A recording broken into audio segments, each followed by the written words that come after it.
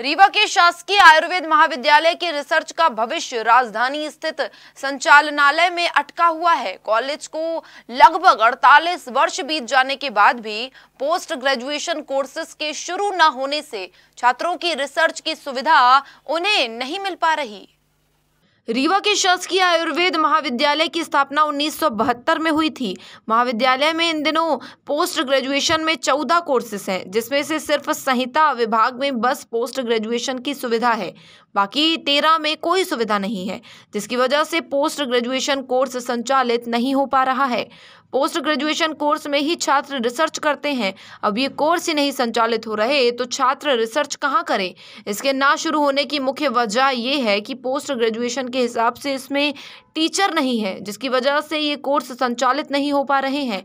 इसके लिए महाविद्यालय द्वारा कई बार शासन को पत्र लिखा गया, लेकिन अभी तक इस पर कोई फैसला नहीं हुआ।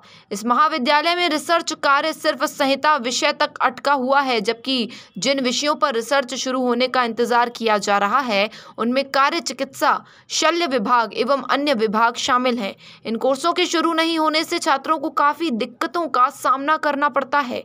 मध्य प्रदेश के भोपाल में ही सिर्फ ज्यादातर विषयों में पोस्ट ग्रेजुएशन चल रहा है, बाकी और किसी भी शासकीय आयुर्वेद महाविद्यालय में पोस्ट ग्रेजुएशन की कोई सुविधा नहीं है। हमारे यहाँ महाविद्यालय में ये महाविद्यालय 1972 से संचालित किया जा रहा है। पोस्ट ग्रेजुएशन 1972 से नहीं था, एक अंडर ग्रेजुएट लेवल पर इस कॉलेज को प्रारंभ किया गया था। बाद में 2004 या 5 में एक विषय में पोस्ट ग्रेजुएशन प्रारंभ किया गया, संहिता सिद्धांत विषय में, और उस समय से ये पोस्ट ग्रेजुएशन लगातार चालू है।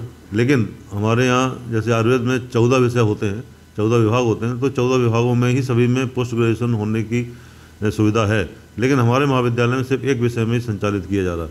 इसके लिए हम लोग लगातार प्रयास कर रहे हैं और लगातार शासन से मांग करते रहते हैं, लगातार प्रोजेक्ट बना के हम लोग भेजते रहते हैं। पहले भी मैंने प्रोजेक्ट बना के भेजे हैं कि कम से कम 5 से 6 सब्जेक्ट में और पोस्ट ग्रेजुएशन हमारे यहाँ प्रारंभ किया जाए। तो उसके लिए सबसे बड़ी रिक्वायरमेंट होती है शिक्षकों की भर्ती। शिक्षकों के पद हमारे पास उस पोस्ट ग्रेजुएशन विषय के हिसाब से स्वीकृत नहीं होने की वजह से हम प्रारंभ नहीं कर पा रहे। तो मुख्य आवश्यकता जो होती है वो शिक्षकों की पद स्वीकृत होना है। इसके लिए हमने मध्य प्रदेश शासन को, आयुष विभाग को पत्र लिखे हैं, प्रोजेक्ट बना के भेजे हैं।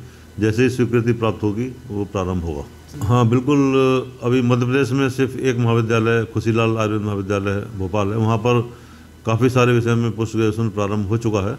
और इसके अलावा जिनको और अच्छे जगह से पोस्ट ग्रेजुएशन करना, जो इंटरनेशनल लेवल के हैं या नेशनल लेवल के इंस्टीट्यूट हैं, वहाँ हमारे छात्र एंट्रेंस दे के वहाँ पोस्ट ग्रेजुएशन करने जाते हैं। जैसे जामनगर है, BHU है और जयपुर है। इसी प्रकार से देश के विभिन्न कॉलेजों में इस महाविद्यालय के छात्र पोस्ट ग्रेजुएशन करने जाते हैं और अच्छे से, क्योंकि यहाँ अंडर ग्रेजुएट की पढ़ाई जो है बहुत अच्छी होती है और उसके आधार पर पोस्ट ग्रेजुएशन का जो ऑल इंडिया लेवल पे एंट्रेंस एग्ज़ाम होता है उसमें हमारे छात्र जो हैं वो बहुत अच्छा प्रदर्शन करते हैं और कई कॉलेजों में सिलेक्ट हो चुके हैं पहले भी। यहाँ पे सिर्फ संहिता सिद्धांत से PG होती है और अगर यहाँ पे क्लिनिकल PG भी अवेलेबल होती तो हम लोगों को काफ़ी सुविधा होती, सीट्स बढ़ जाती, हम लोगों के लिए ज़्यादा अपॉर्चुनिटीज़ होती हैं। काफ़ी बच्चे ऐसे होते हैं कि यहाँ से जाने के बाद हमारे लिए कंपटीशन बहुत ज़्यादा है, क्योंकि कॉलेजेस में PG के लिए सीट्स ही नहीं है। बहुत सारे ऐसे कॉलेजेस हैं जहाँ UG सिर्फ होती है और PG के लिए बहुत कम है। जैसे हमारे यहाँ पे सिर्फ संहिता सिद्धांत से PG होती है। और अगर यहाँ पे क्लिनिकल जैसे गायनी हो गया, शल्य हो गया, यहाँ सर्जरीज़ में अगर PG होने लगे तो हम लोगों के लिए अपॉर्चुनिटीज़ बढ़ जाएंगी, लोगों को ज़्यादा मौका मिलेगा अपने आप को प्रूव करने का, और हम यहाँ पे इन सबसे हमें फ़ायदा ही होगा एक तरह से। प्लस बहुत सारे एग्ज़ाम्स होते हैं तो उन लोगों के लिए, हम लोग के लिए कंपटीशन बहुत ज़्यादा है इस चीज़ के लिए, कि बहुत कम सीट्स हैं। तो उसके लिए बहुत सारे बच्चे होते हैं जो लोग सिर्फ BA में UG करके रह जाते हैं, उन लोगों को मौका नहीं मिल पाता है PG करने का। तो अगर यहाँ पे PG होगी, यहाँ पे हर जितने भी UG कॉलेजेस हैं जहाँ PG नहीं होती है वहाँ पे सीट्स बढ़ जाएंगी, रीवा में सीट्स बढ़ जाएंगी, तो लोगों को फ़ायदा मिलेगा इस चीज़ से, लोग और आगे बढ़ पाएंगे और BAMS आगे बढ़ पाएगा। जो अलग अलग डिपार्टमेंट में पोस्ट ग्रेजुएशन की सुविधाएँ हैं, पंचकर्म, KC और नयिका चिकित्सा, शल्य, शालाक्य और भी जो सब्जेक्ट में है, उनका एक डिमेरिट्स ये रहा है सर कि जैसे हम लोग ग्रेजुएशन करने के बाद ये PG में सिलेक्शन नहीं हो पाता, तो कम सीटें हैं तो सिलेक्शन नहीं हो पाता, तो हम लोग ग्रेजुएशन करने के बाद प्रैक्टिस करके अलग अलग मतलब अपनी रुचि के अनुसार आप खुद से सब्जेक्ट उठा लेते हैं, लेकिन उनमें पर्याप्त नॉलेज नहीं मिल पाता है। फिर भी आजकल बेरोज़गारी की स्थिति को देखते हुए हम लोग अपनी सुन लेते हैं और पर्याप्त नॉलेज न मिलने के कारण उनको मरीजों को पर्याप्त लाभ नहीं दे पाते हैं, जिससे उन्हें पर्याप्त लाभ नहीं मिलता है और उन्हें आराम भी नहीं मिलता, तो जिससे आयुर्वेद का बढ़ावा नहीं मिल पाता।